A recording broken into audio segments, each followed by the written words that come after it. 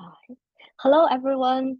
Welcome to the November Link Tech Talk. My name is Mi Dai, and I'm a Link Frameworks research scientist at University of Pittsburgh. Link Tech Talks include presentations and demonstrations that showcase work done by the broader Rubin software and archive community, with the goal of further enabling LSST science. Unlike traditional talks you might hear at a conference, Tech Talk highlights the technical aspects of the work being done. We hope these talks provide a useful forum for a range of groups and authors to present, learn about, and discuss efforts of interest in the analysis of LSST data. Link Tech Talks are delivered virtually every second Thursday of the month at 10 a.m. Pacific. Today, our speaker is Tianqing Zhang.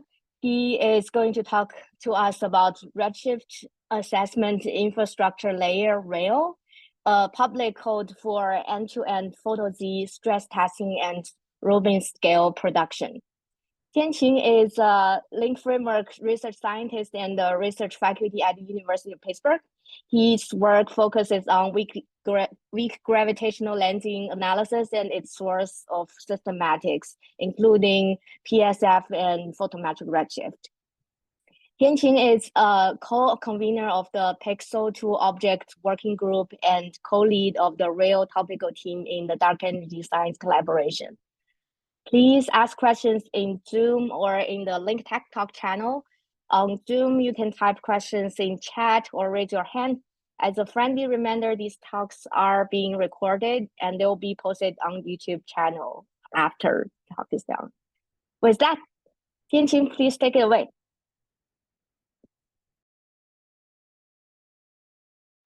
Yep, thank you. Share screen. Sorry. Yeah, thanks for having me. So today I'll talk about Rail. So this Rail is a platform for photometric redshift production research. I'll give an overview of the code base and also a few tutorials.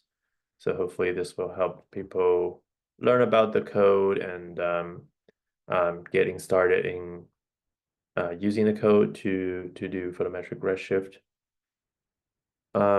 So the goal of this talk or tutorial is first understanding the basic background of photometric redshift.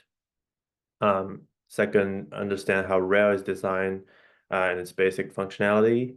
I'll go through how to install Rail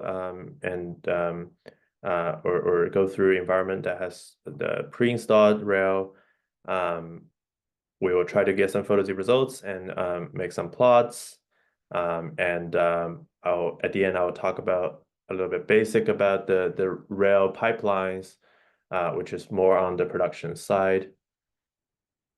So for LSST, we most of the galaxies we detect will use photometric redshift to get their distance information. So because doing spectroscopic redshift is really expensive and not available for faint galaxies, we use the broadband colors to estimate the redshift of galaxies detected in imaging survey. The reason we can use the broadband color to get photo Z is because of the Balmer break shows on the right. It is in the rest frame, it is at around 400 nanometers. And as you redshift the spectral energy distribution, the break shift from U to G, R, I, Z band in the optical wavelengths. So that shows up in the color redshift diagram shown here. So if you plot galaxy color, if you scatter the galaxy color with redshift, you'll see that the color is a function of redshift in most bands. And this pattern help us figure out the redshift of galaxies. So it is important to mention that photometric redshift is useless without a good uncertainty estimate. So here I show the error of magnitude as a function of the magnitude itself. And for LSST, it is estimated that at year 10 depths, the error will blow up around 26 magnitude for most bands. More so, we will have shallower depths for Y band and deeper depths for I and Z, but around 25 to 27 is where the uncertainty goes up. And as the uncertainty goes up, a photo-Z method should be able to correctly estimate the uncertainty of the redshift. So REL provides that sort of evaluation to the uncertainty. So the challenge we identify in photometric redshift production and research is that if you go on the market and look for photo-Z methods, there are dozens of them. Most of the traditional methods are categorized into two main categories. So I usually call it data-driven or physics-driven. Sometimes you'll hear machine learning methods, which is the data-driven methods, or template fitting methods, which are usually physics-driven. The difficulty is if you want to decide what to use, first of all, they're tricky to use because they're written in different language and they expect different formats of input output. They're also really hard to compare, to be compared by, because you are comparing two things written in completely different format, and they treat corner cases also differently. So Rail is designed to solve these comparison study issue and also just streamline the photo Z production. We also want to be more robust in photo Z production by using a configuration for the photo Z runs so that you save the parameter for each run instead of having hard-coded parameters in your code. So that in a long term, because LSST will be a decade-long operation, that will save all the configuration you run on different data sets and help us figure out what's going on in the photo Z product. We also implement safeguards in Rail to make sure that the photo Z methods are giving sensible results. For example, things we want to do is you can check on the non-negativity of PDF distribution, and other things like corner case handling, and we want to standardize that for all methods in Rail. So before going in depth about Rail, here's a quick photo Z quiz. I think it's a little tricky for online audience to answer the quiz. So for those who didn't want to turn on their camera, it's okay. Maybe you can type answers in a chat. But I just want to make sure that people are up to speed with what I'm talking about. So the first question is, what are the normal input of a photo Z algorithm? So A, ellipticity of a galaxy, B, magnitude, C, photometric noise, D, location of the galaxy. So raise your hand if you think A is correct. Raise your hand if you think B is correct. Very nice. Raise your hand if you think C is correct. Okay. if you think D is correct. Very nice. Look at you. You used, I really like the um the gesture reaction to the question. Thank you. So okay, so the answer I gave to this question is B and C. So I mentioned it mostly based on magnitude or color, which is derived from the magnitude of a galaxy. Um, it also needs to consider the photometric noise of a galaxy. I see there are a few hands on the location of a galaxy. It is true that you can use location to figure out the redshift, but normally we don't consider those photo Z. They're sort of cluster redshift. Even they are included in rail. I know it's a little convoluted. Okay, so the second question is, what is the most important feature of a galaxy that makes photo Z works? So you got four choices here again. A, the emission line, B, the bulge and disk structure, C, the bomber break, and D, the star formation rate. Okay, so raise your hand if you think A is correct. Raise your hand if you think B is correct. Raise your hand if you think C is correct. Raise your hand if you think D is correct. Cool. Yep, you got it.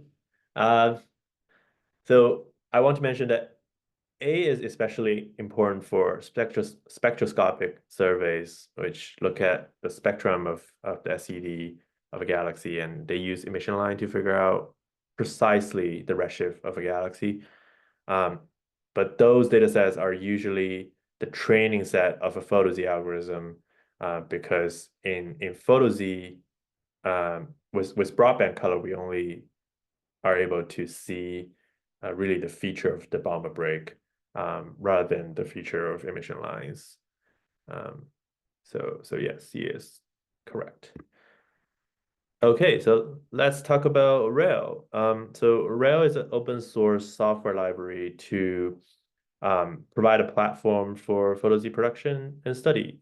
It's originated and based in Desk, but it's also envisioned to serve a broader LSST community for LSST science, extragalactic science in general. So developer of Rail includes the Desk pipeline scientists, link framework scientists and engineers, and the Desk in-kind contributors.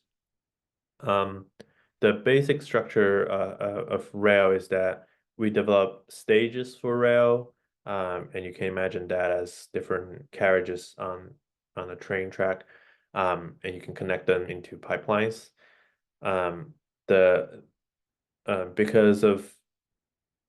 Because we want to develop Rail into pipeline, we need a workflow manager, and that workflow manager is SESI. It is especially tricky to store 1D PDF for photo-Z on a large scale, because if you would store 1,000 data points for each galaxy in LSST, that would be a tremendous data volume. So we use QP to handle this 1D PDF data format with less data volume, but preserve the information. And a link framework also developed the Python project template, and there is a fork of the Python project template for creating Rail subpackages.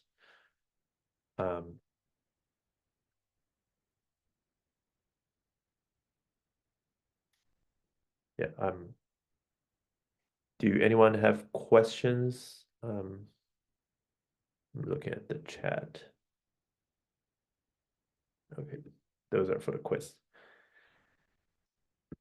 Okay, good. So these are some of the Rail developers. I sort of put them on the map, but you can see we are very geographically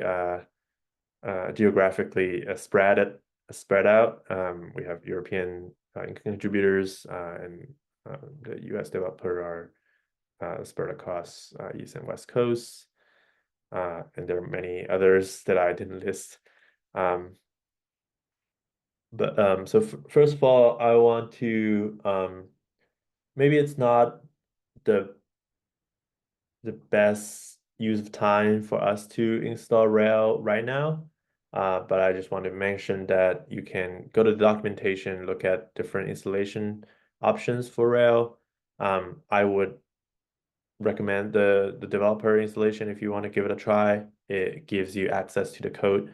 And our engineers develop these really clever command line tools to install the package from source, and this way you can try out the notebooks in Rail, but also have the freedom to change the code, as Rail is still in active development, and it might not be very stable if you do pip install. So I want to talk about the different stages of Rail. So as I mentioned, we build stages in Rail to serve different functionality. So each stage just have one sole purpose. So first of all, these are the stages responsible for producing PhotoZ. It is the most important functionality of Rail. We really wish that Rail can provide a code that a user can get their photometric catalog and generate some PhotoZ. So the way we train or prepare a PhotoZ model is done by using Informer. So Informer usually take a spectroscopic Redshift cross photometry catalog as the training set. It does the training and it produces a model. So here TreePZ is just one of the example model.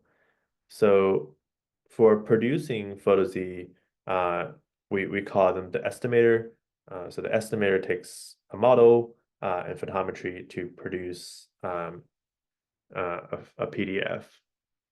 So the rest of the two are more weak cleansing oriented. So for weak cleansing, it is very important to assign tomographic bins. So we have classifiers to do that, which sometimes take PhotoZ PDF, or some of them takes color directly to give you bin index. And lastly, it is really important to get the Redshift distribution of a galaxy ensemble. So instead of individual PDF, you want one distribution for the ensemble of galaxy. So those are estimated by the summarizers, which also take PDF and turn them into NFC. So here is a list of the currently available Rail methods. So for the template fitting, we have two methods. So the BPZ is a more traditional template fitting code, and LaFar, enabled by the recent LINCC incubator, is now in Rail, called Rail_LaFar. We have a bunch of machine learning models.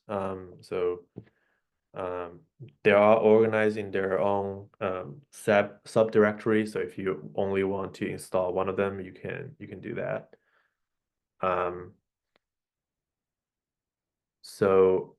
There's one hybrid model which combines the template fitting and machine learning.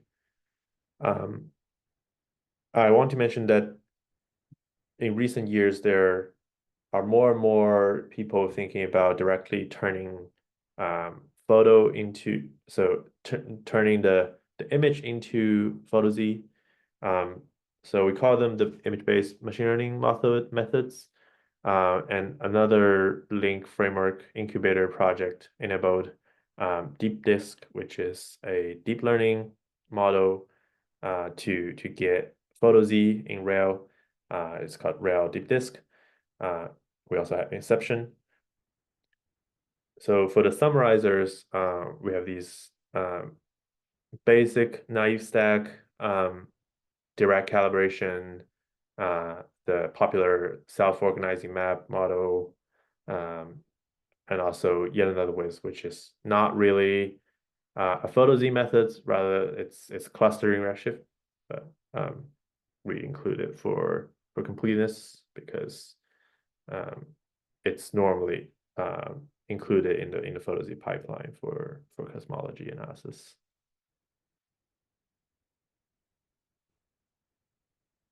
So I mentioned that Rail also want to support PhotoZ research. So these are the stages that doesn't produce PhotoZ themselves, but rather they are useful functionalities for typical PhotoZ research. So first of all, it's often the case that people want to investigate PhotoZ reaction to different sorts of systematic in the data set. So we developed creator and degraders to create realistic photometric catalog for that kind of research. So creator is models that generates true photometry out of thin air. You basically feed a creator a model to generate a photometry, usually learned on the expensive n-body simulation, and it will generate different realization of photometry for you. So it's some sort of emulation. For the degrader, we have different sorts of degrader to turn the true photometry into more realistic observed photometry. Last but not least, we want to evaluate the performance of PhotoZ algorithms. So we develop many metrics to assess the performance, and they're called evaluators.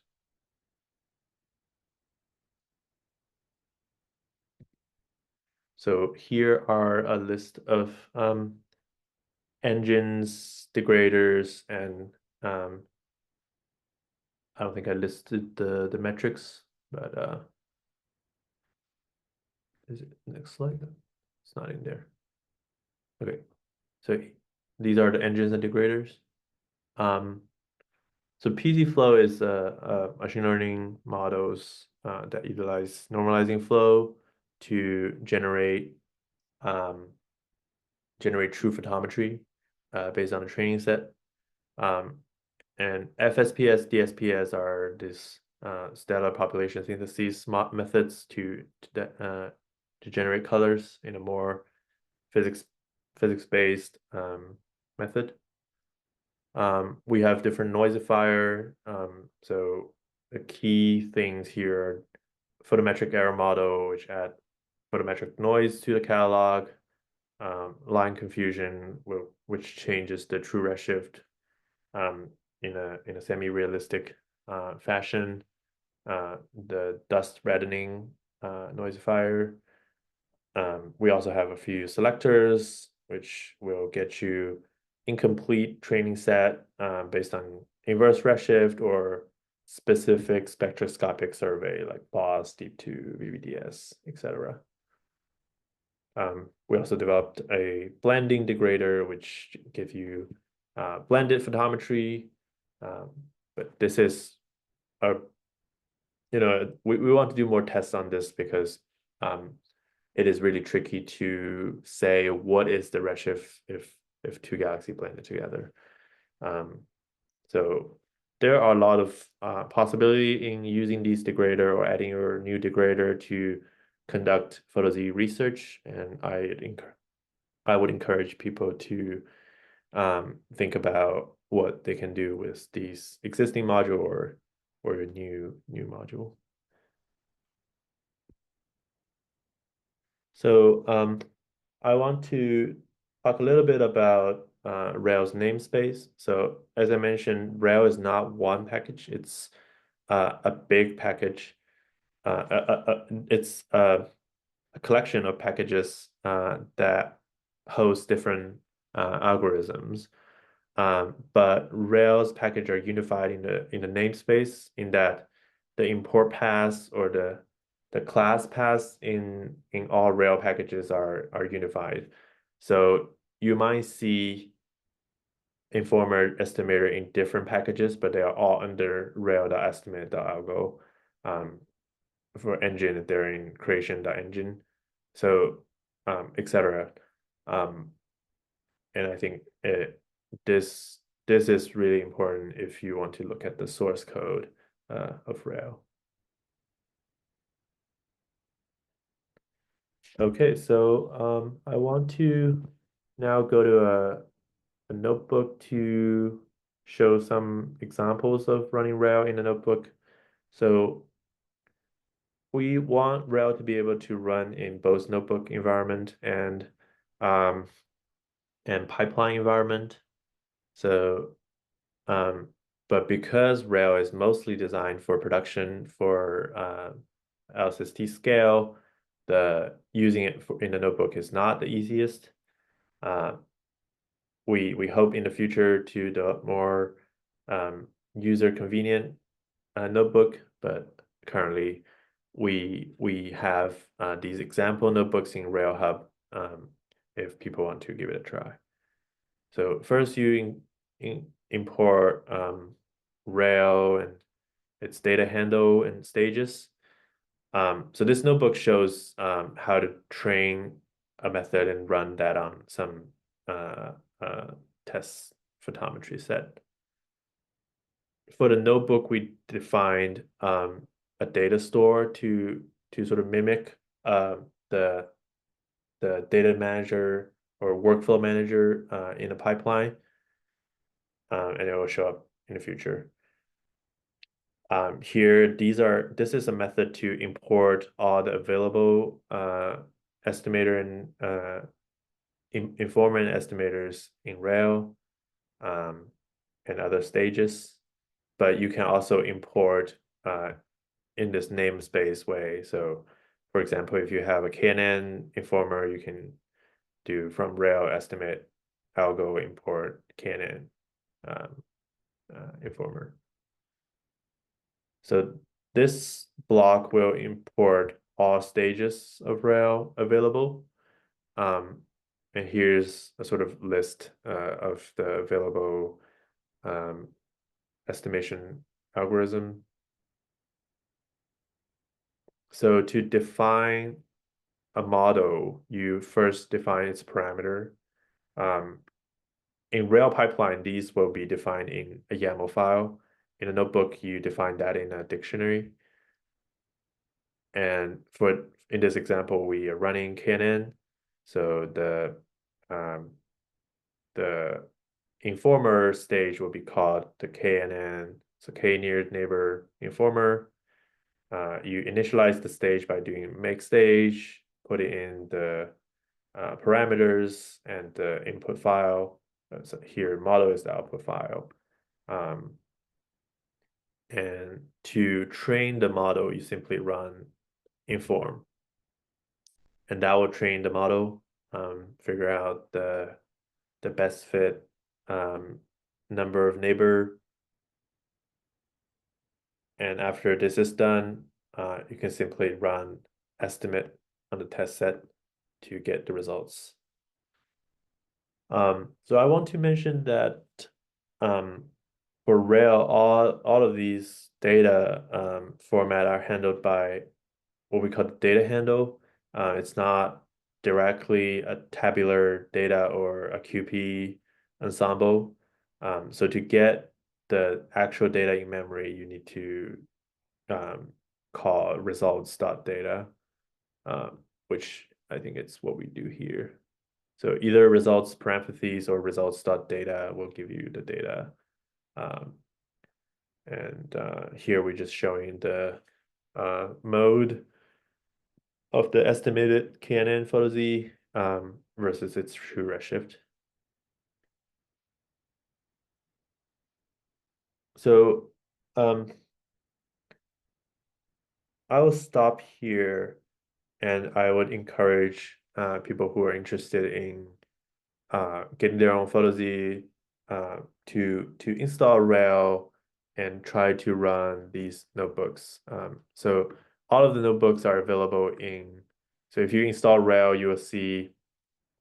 So on the left hand side, you will see a bunch of these different sub packages. So these are packages that host the algorithm. And there will be one package called Rail, or sometimes we call it Rail Hub.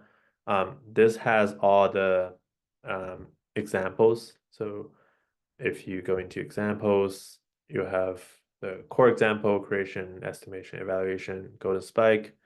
Golden spike is sort of a end-to-end example. But if you want to look at individual algorithms example, for example, FlexiBoost, you can go into FlexiBoost and run these notebooks. And I think that's the best starting point if anyone wants to try Rail out.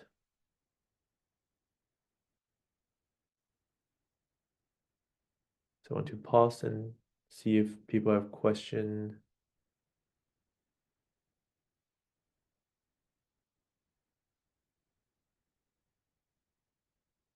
Okay.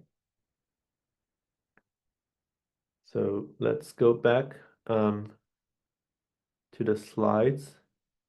So at this final section, I want to talk about how to connect a few modules into a pipeline. So the idea is you can put multiple Rail stages together to form a pipeline as long as they can be represented by a DAG or directed acyclic graph. So basically means you cannot have looped errors. It has to be in one direction. So for example, here I'm showing the simplest train a model and estimate PhotoZ pipeline. So you start with an informer that is given a photometry plus true redshift, train a model, and combine the model with the wide field photometry to give PhotoZs. The way we produce pipeline now is by these pre-made pipeline Python classes. So in a package called Rail pipelines, you'll find these Python files and you can import them. There's example about how to generate pipeline files. And these are sort of the common use case we'd imagine people would do. For example, the estimate all, inform all would be able to inform multiple algorithm with the same training set. And estimate all will take these models and estimate the redshift on the same data. So that's one kind of pipeline we'd imagine people want to do. In RailSTrTool, there's pipeline for applying photometric error or applying blending, or in the future we want to connect them into a larger pipeline. But the basic thing is these Python file generates two YAML file for the pipeline, and you can't use the Python classes to generate these YAML file, but you can also totally write the YAML file yourself. So to run a pipeline, you basically need two YAML file. One is communicating with SESI, the workflow manager. So the SESI configuration file basically defines what are the stages in this pipeline, where are the input file, what are the parallelization parameters like max rad or the parallelization name, and where are the output directory. So to run a pipeline file, you basically do SESI followed by the SESI config file, and it will run the pipeline. A second configuration file is needed, and you can see the SETC configuration points to the second rail configuration, and in rail configuration you define the configuration for each rail stages. So here, because there's only one stage called GPZ, you only have informed GPZ in the rail configuration. Here you can see all the parameters there. So the basic idea is that you can either use the Python file we pre-made to generate these config, or you can generate these config yourself by writing a simple code to produce these. You basically save the dictionary to a config file if you figure out what are the parameter needed for this rail stage. So everyone should be able to build their pipeline, and this is the area that is still in very active development by the rail team. So that's why I sort of put it at the end, and hopefully in the future we will have a more definitive answer of what's the best way of running the pipeline. But currently that's what we have. So that's really all I have. Do people have a question, or I'm also happy to show some of the code if there's a specific question, but if not, that's all I have.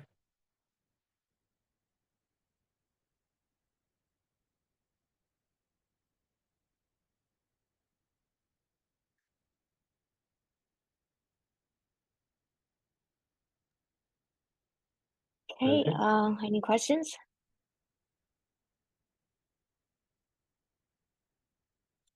Now I have one. So, as someone who is maybe new to using any of the PhotoD product, what should they be looking at to choose the one they want to use? Do you have recommendations, or there are so many codes, like what should people be looking at? Yeah, I think a really good starting point is so Desk has a photometric Redshift data challenge paper done by Sam Schmidt, Alex Maltz, and others a few years back, and they did a comparison of a lot of algorithm. And the quick answer is if you want unbiased photo Z, do FlexiBoost. If your sample size is small, you should probably run template fitting. But yeah, Alex, you probably have a better answer. That experiment was very idealized to set a baseline. Stay tuned for a paper coming out very soon by a CMU student, Alice Crawford, that goes through a few cases about how under realistic imperfection of training sets, how different estimators can behave. And then there'll be another challenge after with more estimators once we kind of understand what useful metrics are. Yep, stay tuned. Yeah, so as Alex mentioned, we have a few data challenge based on Rail paper, one done by Alice, and there will be a few more in Desk as well to compare PhotoZ methods. So sorry, that's a very long answer to your question. I maybe have a second, which is related to LSST. Like, what's the current stage for Rail? Is it ready for the large scale analysis, or there's still work to be done? Yeah. We are working with the data management team on getting Rail connected to data management. So the current plan is we've already developed the basic scenario to put like KNN and I think GPZ models in the data management, and it will directly run in Rubin science pipeline, and the photo Z will get stored into the large table in Butler. So users can directly get the mode and median for the galaxies. If they want the 1D PDF, I think currently it's the catalog will link a location to the QP ensemble, and the users can get the 1D PDF from the QP ensemble themselves. But yeah, it is definitely a plan to get Rail connected to the larger Rubin pipeline or DM stack.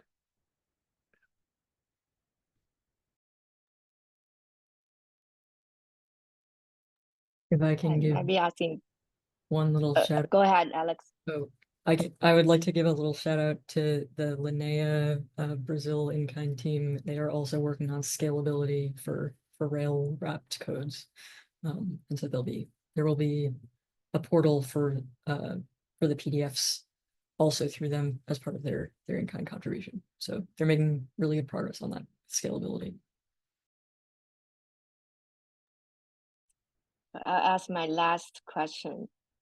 So I assume Rail is designed for both developing new algorithms and using existing algorithms. And I assume there are more people developing their algorithms. Do you recommend them to put their algorithm in Rail as well?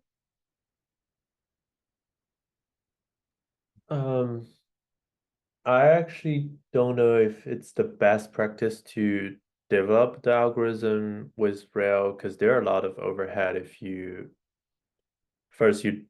people don't know what the algorithm is, and second, they need to figure out how to interact with Rail. So I would say the most common scenario we see is someone develop an algorithm in their own code.